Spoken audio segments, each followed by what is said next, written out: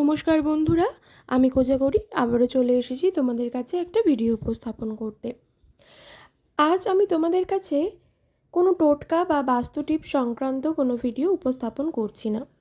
অবশ্যই আজ তোমাদের কাছে শ্রাবণ মাস সংক্রান্ত একটি ভিডিও উপস্থাপন করছি। একটি মন্ত্র তোমাদের জানাবো, যেই মন্ত্র অবশ্যই শিব বাবার। সেই মন্ত্র তোমরা পাঠ করতে পারলে, জপ করতে পারলে, তোমাদের জীবন থেকে, তোমাদের জন্মছক থেকে যদি কোনো দোষ থেকে থাকে, ধরো কালসর্প দোষ, পিতৃদোষ বা রাহু কেতু শনির দ্বারা কোনো প্রভাবিত হয়েছে, তোমার জন্ম ছকে কোনো গ্রহ দোষ, গ্রহের হেরফেরে যদি তোমার কোনো কাজকর্মে ব্যাঘাত ঘটে, তো সেইখান থেকে তুমি চিরতরে নিষ্কৃতি পাবে।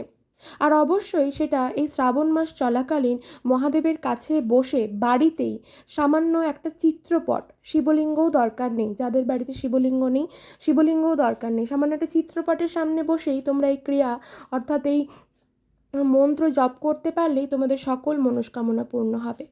কি সেই স্পেশাল মন্ত্র অবশ্যই জানাবো, তবে চলো বন্ধুরা তার আগে একটু আমার চ্যানেলের ইন্ট্রোটা দিয়ে ফেলি। যারা ইউটিউব থেকে দেখছো তাদেরকে জানাই আমি ওমের মা চ্যানেল থেকে সবাইকে সুস্বাগতম। আশা করি সকলে খুব ভালো আছো, সুস্থ আছো, আমিও ভালো আছি। আর যারা আমার ফেসবুক পেজ কোজাগরি ঘোষ এইখান থেকে দেখছো তাদেরকেও সুস্বাগতম জানাই। বন্ধুরা, ভিডিওটি ভালো লাগলে অবশ্যই এটা লাইক আশা করবো, শেয়ার করো আপনজনদের সাথে, যদি তাদেরও জন্ম ছকে এইরকম কোনো দোষ থেকে থাকে, যাতে তারাও এই দোষ থেকে নিষ্কৃতি পায় এই মন্ত্র সহযোগে। এই মন্ত্র পাঠ করলে অবশ্যই তোমাদেরকে রিকোয়েস্ট করব শেয়ার করো, আর কমেন্ট করে জানিও যদি কিছু জানার থাকে, অবশ্যই করে আমি তোমাদের কমেন্টে রিপ্লাই দেবো। বন্ধুরা, চলছে শ্রাবণ মাস। এই শ্রাবণ মাস আমরা সকলেই জানি দেবাদিদেব মহাদেবের মাস। এই মাসে দূর দূরান্ত থেকে ভক্তরা ছুটে আসে তাদের মনস্কামনা পূরণের জন্য মহাদেবের মাথায় জল ঢালতে। তারা নগ্ন পায়ে ছুটে আসে বাবার মন্দিরে বাবার কৃপা লাভের জন্য। আমরা সকলেই জানি বাবা ভোলা মহেশ্বর একটা বেলপাতাতেই সন্তুষ্ট, কিন্তু কিছু কিছু জিনিস থাকে যেটা বাবাকে সন্তুষ্ট করার জন্য কিছু কাজ আমাদেরকে করতে হয় নিত্য নৈমিত্তিকভাবে, যদি আমাদের জন্মছকে সেই রকম কোনো দোষ থেকে থাকে। সেই সংক্রান্তই একটি ভিডিও তোমাদের সামনে আজ উপস্থাপন করছি।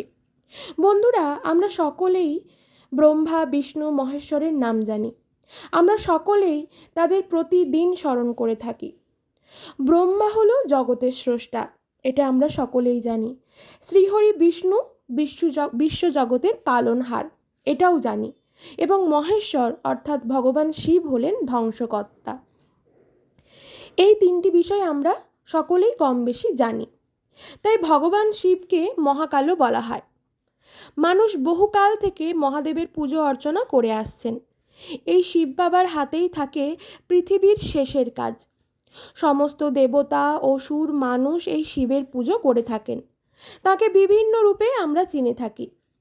জীবনের সমস্ত সংকট দূর করার জন্য আমরা তাঁর পুজো করে থাকি, কারণ তিনি একটা বেলপাতাতেই সন্তুষ্ট।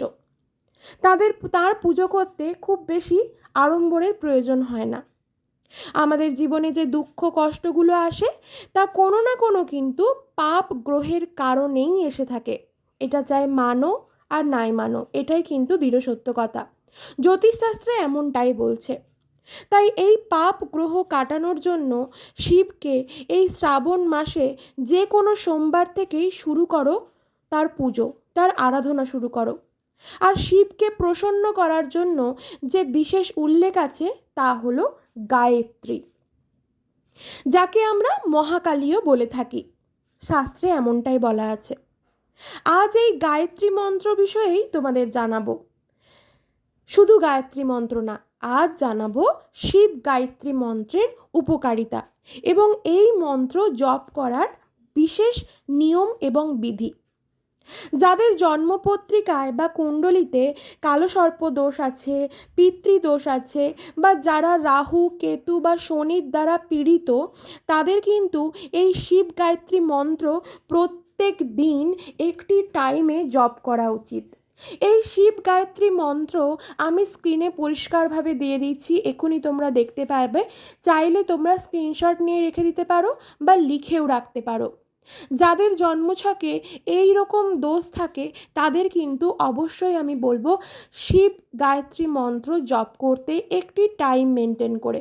কিচ্ছু চায় না, শুধু শুদ্ধ হবে, শুদ্ধ বস্ত্র পরিধান করবে, গায়ে একটু গঙ্গা জল নেবে, শিব বাবার চিত্রপট বা বিগ্রহ বা শিবলিঙ্গের কাছে গিয়ে বসবে, অবশ্যই একটি ঘি অথবা সর্ষের তেলের প্রদীপ প্রজ্বলন করে সাথে একটি ধূপ প্রজ্বলন করবে। শিব গায়ত্রী মন্ত্রটা পরিষ্কার স্ক্রিনে দেখা যাচ্ছে, দেখো, চাইলে স্ক্রিনশট নিয়ে নিতে পারো বা লিখে নিতেও পারো। যথাক্রমে শিব গায়ত্রী মন্ত্রটি হলো ওম তৎপুরুষায় বিদ্মহে মহাদেবায় ধীমহি তন্ন রুদ্র প্রচোদয়াৎ। এই মন্ত্রটি অবশ্যই অবশ্যই করে তোমাদেরকে বলবো 108 বার জপ করবে। যদি তোমাদের কাছে রুদ্রাক্ষের 108টি রুদ্রাক্ষের জপমালা থাকে তবে খুব ভালো ফল পাবে যদি এই জপমালা সহযোগে তোমরা এই জপটি করে থাকো। জব করতে বসার জন্য কোনো আসনেরও দরকার নেই। যদি বাড়িতে আসন থাকে তবে আসন পেতে জব করতে বসো, বলে খালি মেঝেতে বসতে নেই।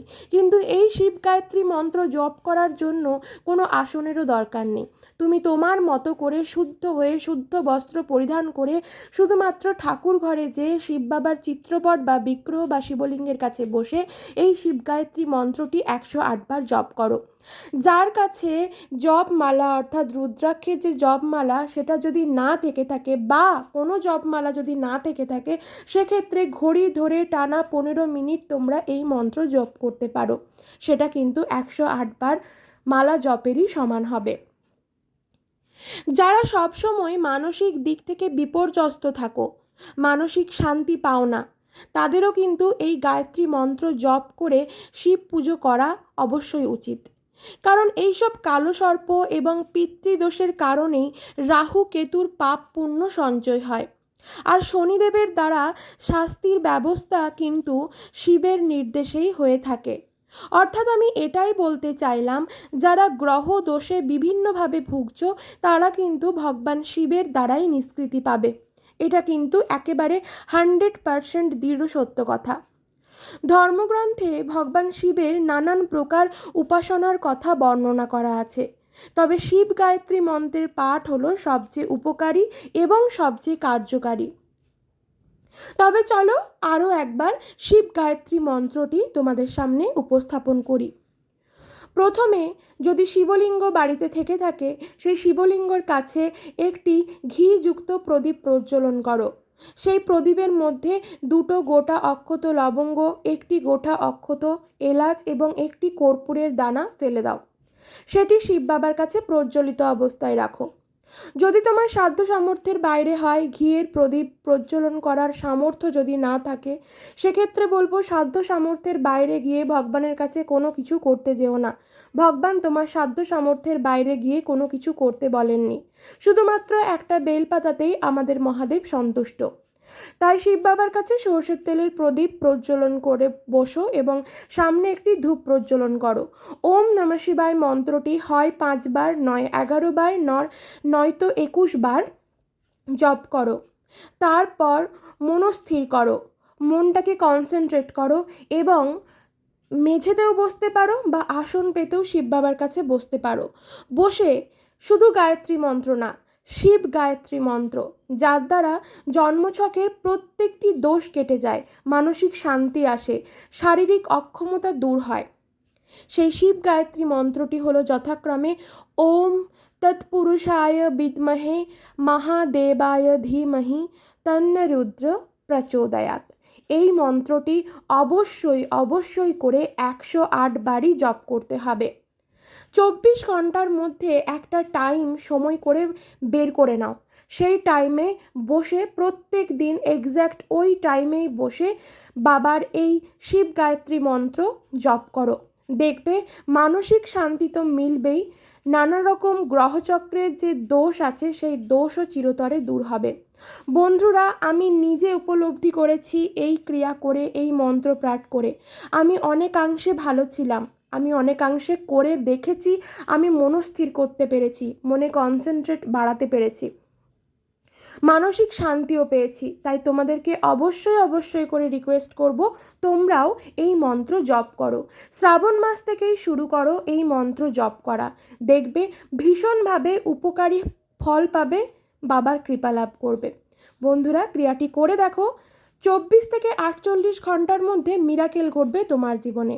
সকলে খুব ভালো থেকো, সুস্থ থেকো, সাবধানে থেকো।